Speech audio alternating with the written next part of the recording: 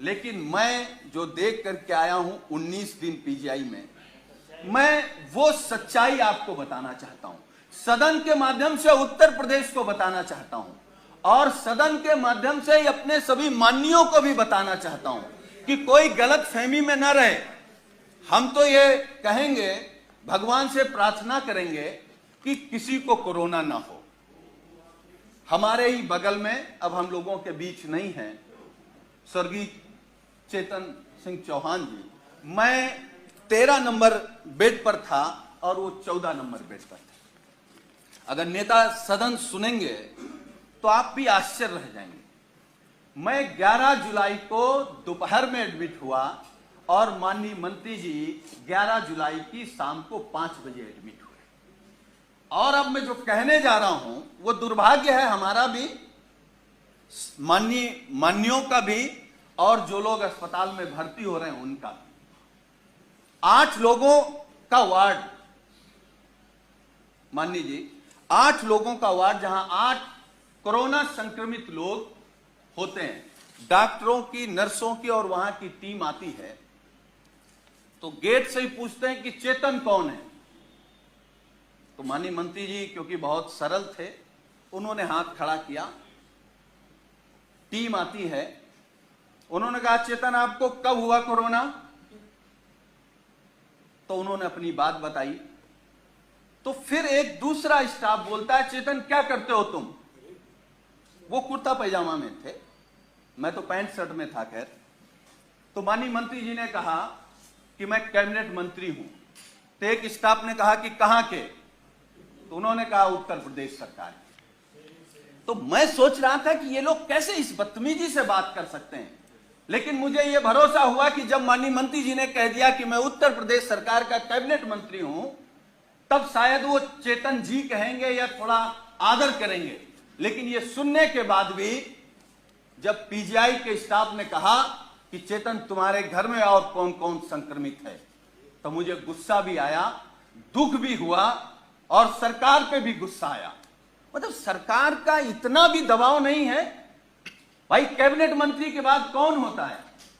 मुख्यमंत्री। तो इसका मतलब उत्तर प्रदेश में केवल योगी आदित्यनाथ जी का सम्मान होगा। अगर शर्मा जी को कोरोना हो गया तो आपके साथ क्या व्यवहार होगा आप सोच नहीं सकते। हम नहीं चाहते, हम तो भगवान से प्रार्थना करेंगे कि आपको नहीं, किसी को ना हो। लेकिन उसके बाद मान्यवर, मुझे जब गुस्सा आया, मैं अपना गुस्सा नहीं रोक पाया, तो मैंने डॉक्टर से कहा कि आप जानते हैं कौन है? चलिए आप नहीं प्रभाव में आ रहे हैं कि ये योगी सरकार के कैबिनेट मंत्री हैं, ये वो हैं जो देश के लिए क्रिकेट खेलते थे। तो उस डॉक्टर ने कहा अच्छा ये वो चेतन है, और ये कहते हुए डॉक्टर और स्टाफ पूरा चला गया। वो 2 दिन तक हमारे बगल में रहे। मतलब वो, मैं ये कह सकता हूं कि जिस घुटन में थे वो माननीय शर्मा जी नहीं महसूस कर सकते।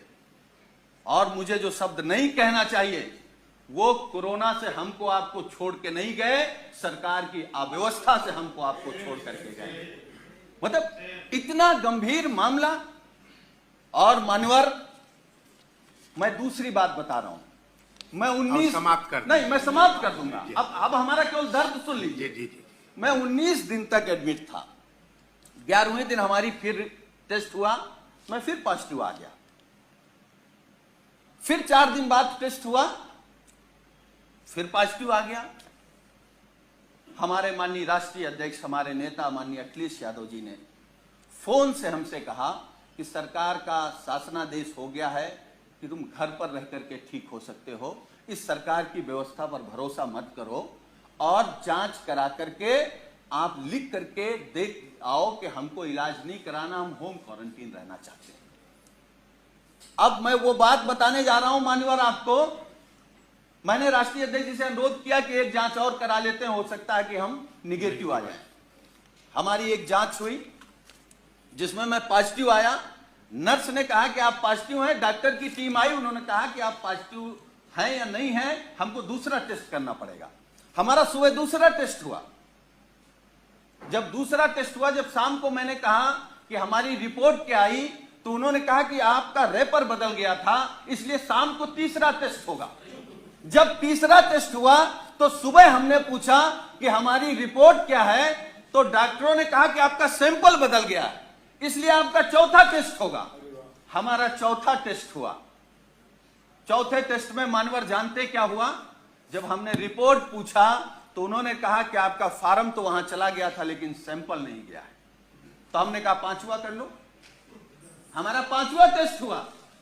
पांचवा टेस्ट हुआ और मैंने लिखित में दिया कि हमको पीजीआई में इलाज नहीं कराना है, हम घर में रहकर के जो सरकार के निर्देश हैं उनको पालन करते हुए हम स्वस्थ हो जाएंगे। मैं पहला पेशेंट हूं सरकार के निर्देश के बाद जो ये लिख करके आया कि मुझे नहीं इलाज कराना। मैं ये नहीं कह रहा हूं कि हम सभी डॉक्टरों पर सवाल खड़ा कर रहे हैं। डॉक्टर भगवान की तरह दिखता, हमको भी 19 दिन भगवान की तरह दिखा और हम भगवान की तरह मानते हैं, लेकिन ये अव्यवस्था आखिर कैसे?